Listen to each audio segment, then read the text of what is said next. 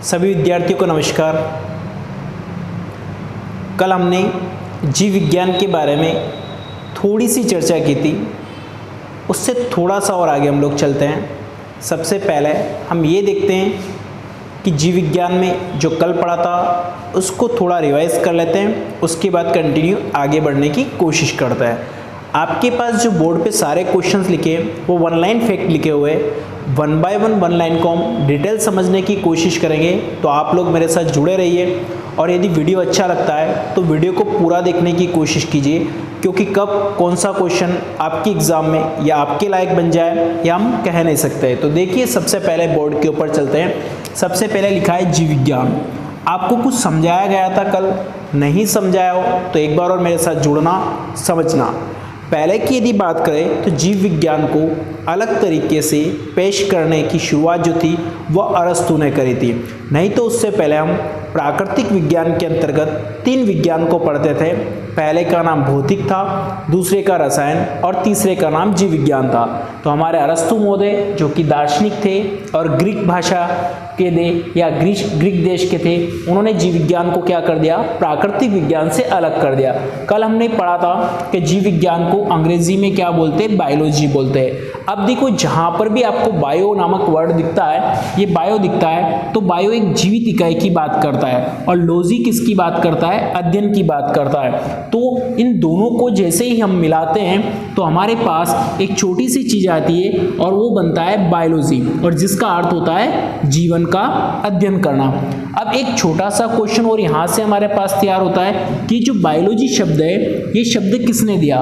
तो आपको कल पढ़ा दिया गया था, लेकिन एक बार और हम देखेंगे कि जो बायोलॉजी शब्द है ये लेम्मा के, जो फ्रांस के रहने वाले हैं, इन्होंने, और इनके एक और साथी है ट्रेवेर्नस जो जर्मनी के, इन दोनों ने कौन सा शब्द दिया, तो बायोलॉजी शब्द। कब दे रहे, 1801-2 में।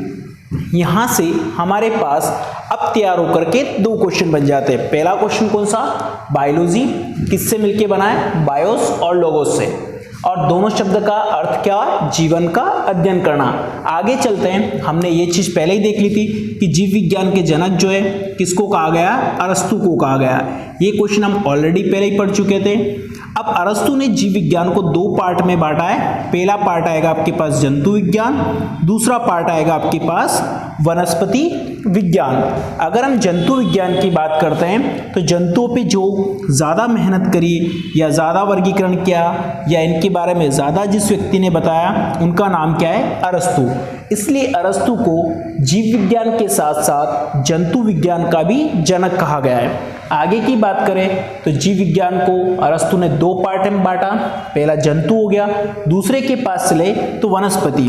वनस्पति विज्ञान के बारे में ये जो थियोफ्रेस्टस है, किसके छात्र है, तो अरस्तु के छात्र थियोफ्रेस्टस है, और इन्होंने वनस्पति विज्ञान में 500 से अधिक पौधों के ऊपर लिखा, और लिखा कहाँ, हिस्टोरिया प्लांटेरम नामक बुक में। तो आपके पास यहां से 4 से 5 क्वेश्चन बने। हिस्टोरिया प्लांटेरम किसने लिखी, तो थियोफ्रेस्टस ने। थियोफ्रेस्टस को किसका जनक कहा गया, वनस्पति विज्ञान का। आगे बात करें, 500 जंतुओं का वर्णन या 500 जंतुओं के बारे में लिखा, किसने लिखा, अरस्तु ने। कहाँ लिखा, हिस्टोरिया एनिमलम में, इसलिए इनको क्या कहा गया, जंतु विज्ञान का जनक। हमने इतनी बात समझी, इससे थोड़ा सा और आगे चलते हैं। अब बात करते हैं जीवधारियों का वर्गीकरण, और जीवधारियों के वर्गीकरण में हमने पहले किसका नाम लिया, अरस्तु का। इसने 2 पार्ट में बांटा। लेकिन आगे की बात करते हैं तो कैरोलस लीनियस, नेक्स्ट कौन आ रहा है, कैरोलस लीनियस।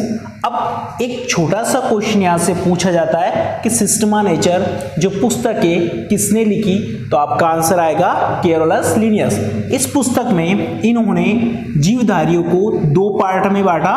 पहला कौन है, पादप जगत, दूसरा कौन है, जंतु जगत। तो आपके पास एग्जाम में क्वेश्चन पूछेगा पादप जगत और जंतु जगत को जीवधारियों को दो पार्ट में किसने बांटा? तो केरोलस लिनियस। ऐसा कौन सी पुस्तक में लिखा? तो सिस्टमा नेचर। अब बात करते हैं, इन्होंने पूरी तरीके से क्रमबद्ध तरीके से चीजों को बताया, इसलिए आधुनिक वर्गीकरण का जनक या टैक्सोनॉमी का जनक किसको बोलते हैं? केरोलस लिनियस को। यहाँ की यदि हम बात करें तो हमारे पास 3 क्वेश्चंस बनकर के तैयार होता है।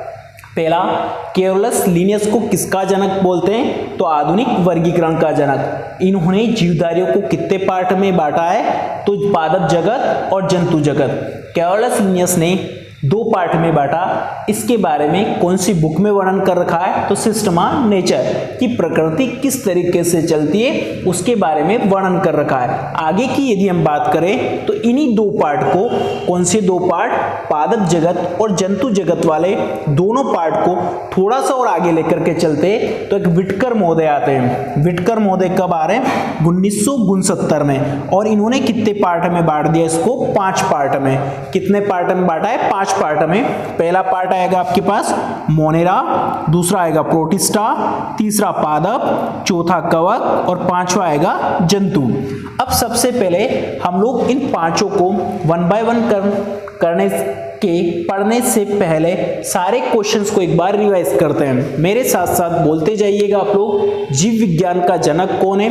तो आपको बोलना है अरस्तु। जीव विज्ञान को अरस्तु ने कितने पार्ट में बांटा है? तो जूलॉजी और बॉटनी। या जंतु विज्ञान और वनस्पति विज्ञान। जंतु विज्ञान का जनक कौन है? तो अरस्तु आएगा। अरस्तु ने कौन सी बुक लिखी है जंतु विज्ञान से रिलेटेड? तो हिस्टोरिया एनिमलम। जंतु की इंग्लिश में एनिमल बोलते तो एनिमल आ जाएगा। फिर अगर बात करें वनस्पति विज्ञान के जनक कौन है? थियोफ्रेस्टस, जो किसके छात्र थे? अरस्तु के ही छात्र है। और कौन सी बुक लिखी? तो हिस्टोरिया प्लांटेरम। आगे की बात करें तो जीवधारियों को 2 पार्ट में बांट दिया। अब जीवधारियों को वापस 2 पार्ट में वर्गीकरण करने का काम कौन कर रहे हैं? Karl Linnaeus. इसलिए उनको क्या कहा गया? आधुनिक वर्गीकरण का जनक कहा गया है। आधुनिक वर्गीकरण का जनक कहा गया है। आगे बात करते हैं, जो केरोलस लिनियस ने दिया था उसी को अंततः आगे बढ़ाया विटकर ने और कितने पार्ट में बांटा? 5। पहला मोनेरा, प्रोटिस्टा, पादप, कवक और जंतु। ये बहुत ही अपने आप में बड़े बड़े टॉपिक है। हम इनकी थोड़ी थोड़ी थ्योरी को पढ़ते हुए आगे चलते हैं। सबसे पहला वाला जो अपने पास मोनेरा, हम जब कोशिका वाले टॉपिक को पढ़ेंगे, कौन से टॉपिक को पढ़ेंगे? कोशिका वाले टॉपिक को पढ़ेंगे तो वहां पर पढ़ेंगे कि कोशिका 2 प्रकार की होती है। एक प्रोकैरियोटिक होती है और दूसरे नंबर की होती है यूकैरियोटिक। एक प्रोकैरियोटिक होती है और दूसरी कौन सी होती है? यूकैरियोटिक। तो अभी अब आपको इतना सा मान के चलना है कि कोशिका 2 प्रकार की है, एक प्रोकैरियोटिक होती है और एक यूकैरियोटिक होती है। सबसे पहले हम लोग जो विटकर ने 1969 में 5 जगत में बांटा है, उस जगत का पहला पार्ट मोनेरा के बारे में पढ़ते हैं।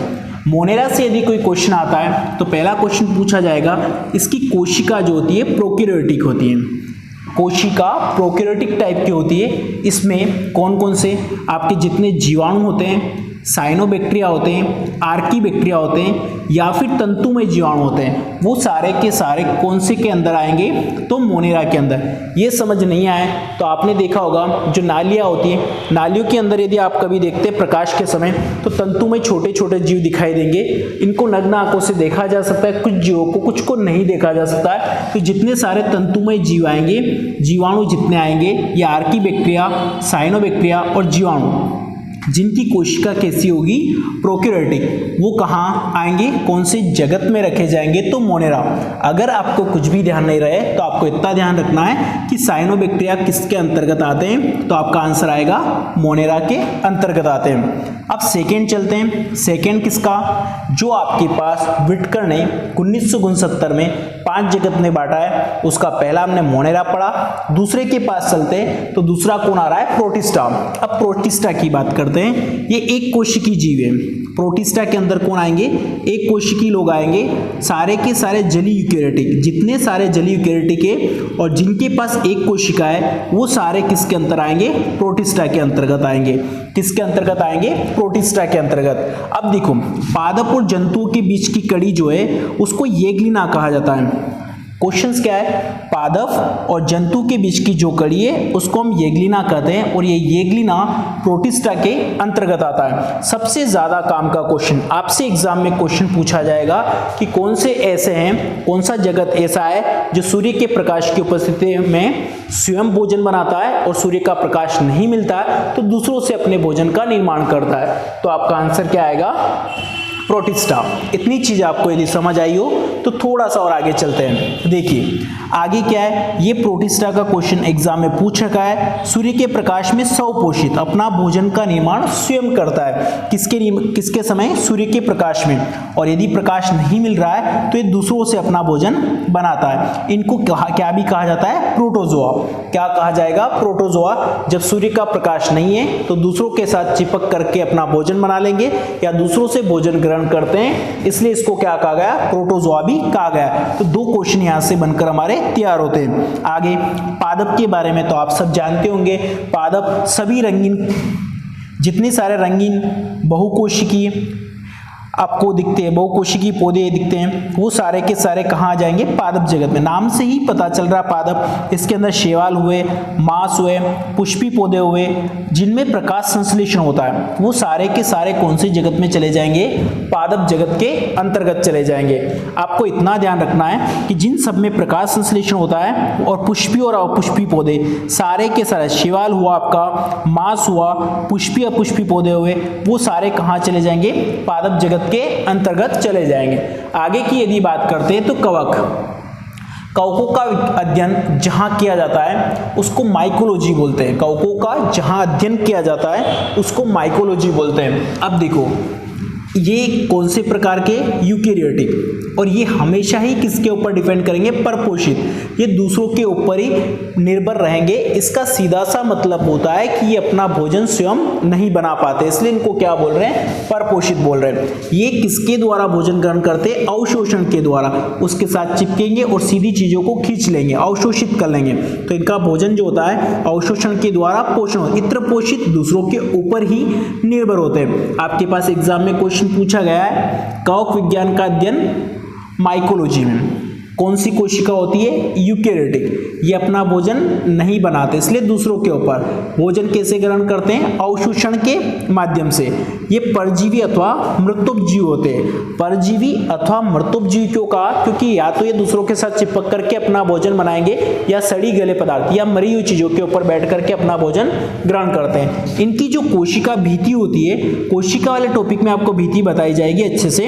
इनकी जो कोशिका भीति होती है वो काइटिन की बनी होती है। आपसे एग्जाम में इतना सा क्वेश्चन पूछा गया है कि कवक की कोशिका भीति किसकी बनी होती है, तो आपका आंसर आना चाहिए काइटिन की बनी होती है। आगे जो अपने पास 5th नंबर का बचा है और उसका नाम क्या है, जंतु। 5th नंबर किसका, जो जीवधारियों का वर्गीकरण विटकर ने 1969 में किया है, 5 पार्ट में बांटा था। तो जो 5वें पार्ट है उसका नाम है जंतु। जंतु तो आपने पढ़े ही होंगे या सुना ही होगा। जितने सारे बहुकोशिकीय जंतु या संभोजीय, उन सारों की कोशिका कैसी होनी चाहिए, यूकेरियोटिक। उनको उपभोक्ता जीव बोलते हैं हम। उपभोक्ता का मतलब क्या है, यहाँ पर भी जितने लोग हैं वो दूसरों के ऊपर ही अपने भोजन के लिए निर्भर होता है, इसलिए इनको कहाँ रखा, इनमें एक से ज्यादा कोशिका होती है, इसलिए इनको मेटाजोआ के अंतर्गत रखा गया है। जैसे आपका हाइड्रा हुआ, जेलीफिश हुआ, क्रीमी हुआ, सितारा हुआ, मछली हुई, सी सर्फ हुआ, उभयचर हुआ, पक्षी, स्तनधारी, जितने सारे के सारे जीव जो है वो सारे के सारे किस में आ जाएंगे, जंतु जगत के अंतर्गत आ जाएंगे। तो उम्मीद करता हूं कि ये 5 पार्ट आपको बहुत अच्छे से समझ आए होंगे। थोड़ा सा और आगे हमने कल कुछ शाखाएं देखी है, उन शाखाओं को थोड़ा सा और आगे बढ़ा करके देखना शुरू करते हैं।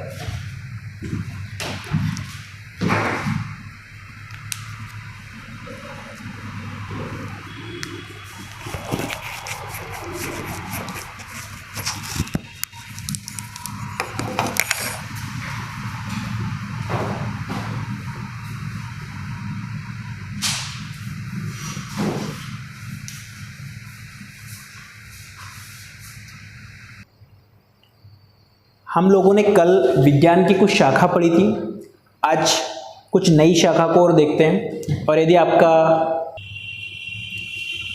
अगर आपका किस्मत अच्छा रहा तो इन शाखा से ही सीधा क्वेश्चंस एग्जाम में आ जाता है। तो हम लोग 5-5, 10-10 शाखा को रोज पढ़ेंगे ताकि आपके पास बोझ न बढ़े और हमको याद भी हो जाए। ऊपर लिखा है माइकोलॉजी। माइकोलॉजी में किसका अध्ययन किया जाता है? तो आपका आंसर आएगा कवकों का अध्ययन। आपसे एग्जाम में इतना सा क्वेश्चन पूछा जाता है कि कवकों का अध्ययन कहाँ किया जाता है, तो आपका आंसर आना चाहिए माइकोलॉजी। आप लोग यदि मेरे साथ साथ बोलने की कोशिश करेंगे तो याद हो जाएगा। पहला, माइकोलॉजी में किसका अध्ययन किया जाता है? तो कवकों का, या कवकों का अध्ययन कहाँ किया जाता है? माइकोलॉजी में। Next, ornithology. ऑर्निथोलॉजी में किसका अध्ययन करते हैं? पक्षियों का, या उल्टा पड़े, पक्षियों का अध्ययन कहाँ किया जाता है? ऑर्निथोलॉजी में। अगला देखते हैं, नेक्स्ट कौन आ रहा है? ऑस्टियोलॉजी। ऑस्टियोलॉजी मतलब क्या होता है? हड्डियों और अस्थियों से संबंधित जो अध्ययन होता है उसको कहाँ करते हैं? ऑस्टियोलॉजी में करते हैं। अगले क्वेश्चन के पास चलते हैं, एग्रोएस्टोलॉजी। एग्रोएस्टोलॉजी, घास से संबंधित जो अध्ययन होगा वो किस में करेंगे? एग्रोएस्टोलॉजी में। अगले के पास चलते हैं, फूल व पुष्पों से संबंधित जो अध्ययन किया जाता है वो एंथ्रोलॉजी। एंथोलॉजी, फूल व पुष्पों का अध्ययन। ये सबसे ज्यादा बार एग्जाम में पूछा गया है। मधुमक्खी पालन, एपीकल्चर। मधुमक्खी पालन कहाँ होता है या उसके बारे में, तो एपीकल्चर में क्या करेंगे? मधुमक्खी पालन से संबंधित, एपीकल्चर मधुमक्खी पालन। अगला, ये क्वेश्चंस भी काफी बार एग्जाम में पूछा गया है। साइटोलॉजी में किसका अध्ययन करते हैं? तो कोशिका का अध्ययन कहाँ करते हैं? साइटोलॉजी में। डेंड्रोलॉजी, ये आपके लिए पूछा हुआ क्वेश्चन है। वृक्ष व झाड़ियों का अध्ययन कहाँ करेंगे? डेंड्रोलॉजी में। विटीकल्चर, विटीकल्चर की बात करें तो अंगूर का उत्पादन और उनका अध्ययन जहां करते हैं उसको क्या बोलते हैं? विटीकल्चर। अगला, वायरोलॉजी, या फिर क्या बोलेंगे? वायरस से संबंधित विषाणुओं का अध्ययन। तो विषाणु का अध्ययन कहाँ किया जाता है? वायरोलॉजी में। एक बार फटाफट रिवाइज करते हैं। कवकों का अध्ययन माइकोलॉजी, पक्षियों का अध्ययन ऑर्निथोलॉजी, हड्डियों या अस्थियों से संबंधित अध्ययन ऑस्टियोलॉजी, घास से संबंधित अध्ययन एग्रोएस्टोलॉजी, फूलों व पुष्पों से संबंधित अध्ययन तो एंथोलॉजी, मधुमक्खी पालन से संबंधित एपीकल्चर, कोशिका का अध्ययन साइटोलॉजी, वृक्ष व झाड़ियों का अध्ययन डेंड्रोलॉजी, अंगूर के उत्पादन व उनका अध्ययन विटीकल्चर में, विषाणुओं का अध्ययन वायरोलॉजी में। ये कुछ शाखाएं थी। कल हमने कुछ शाखाओं को पढ़ा था, आज कुछ और शाखाओं को पढ़ा है। आप लोग मेरे साथ साथ बोलने की कोशिश करेंगे तो आपको बड़ी आसानी से याद हो जाएगा। अब कुछ लोगों के जो जनक है, कुछ जैसे हमने इसको रट लिया, पहले रट लिया या समझ लिया। जीव विज्ञान का जनक कौन हो गया? अरस्तु। वनस्पति विज्ञान का थियोफ्रेस्टस, ऑलरेडी हम पहले पढ़ चुके। जीवाश्मिकी का जनक आप बोलेंगे मेरे साथ, Leonardo D Vinci. Leonardo D Vinci किसका जनक है? जीवाश्मिकी। जीवाश्म से ही सारी चीजों के बारे में पता किया जाता है। तो जीवाश्मिकी के जनक कौन है? Leonardo da Vinci. F Bolton, F Bolton किसके जनक है? सुजन निकी। सुजन निकी के जनक कौन है? F Bolton. आधुनिक वनस्पति विज्ञान के जनक की बात करें तो कार्ल लिनियस। आधुनिक वनस्पति की बात करें तो कार्ल लिनियस, और केवल वनस्पति की बात करें तो थियोफ्रेस्टस, ऑलरेडी हम पढ़ चुके हैं। प्रतिरक्षा विज्ञान, ये क्वेश्चंस एग्जाम का फेवरेट है, आता जाता रहता है। तो एडवर्ड जेनर कौन आ रहा है? प्रतिरक्षा विज्ञान का कौन आ रहा है? Edward Jenner. आनुवंशिकी के जनक का नाम आप सबने सुन रखा होगा, ग्रेगर जॉन मेडल। आनुवंशिकी के जनक कौन आ रहे? Gregor John medal. अब आनुवंशिकी की बात कर ली, आधुनिक अनुवंशिकी की भी बात करते हैं, टी.एच. मॉर्गन। आधुनिक अनुवंशिकी का कौन है? टी.एच. मॉर्गन। आगे बात करते हैं कोशिका विज्ञान। कोशिका विज्ञान के कौन आ गए? Robert Hooke. वनस्पति चित्रण की यदि बात करें तो क्रिटिशियस। आप लोगों से उम्मीद करता हूं कि आपको वीडियो अच्छा लग रहा होगा। अच्छा लगे तो इसको लाइक, शेयर और चैनल को सब्सक्राइब कीजिए और कमेंट में बताइए कि आपको और किस टाइप की वीडियो चाहिए। ये पूरे one line fact based video है, तो आप कोशिश करें, यदि किसी की इच्छा साइंस में ज्ञाता बनने की हो तो पॉइंट ऑफ सॉल्यूशन के नर्सिंग वाले चैनल पे इसका पूरा का पूरा डिटेल और ज्ञाता जैसा पढ़ सकता है। Thank you so much.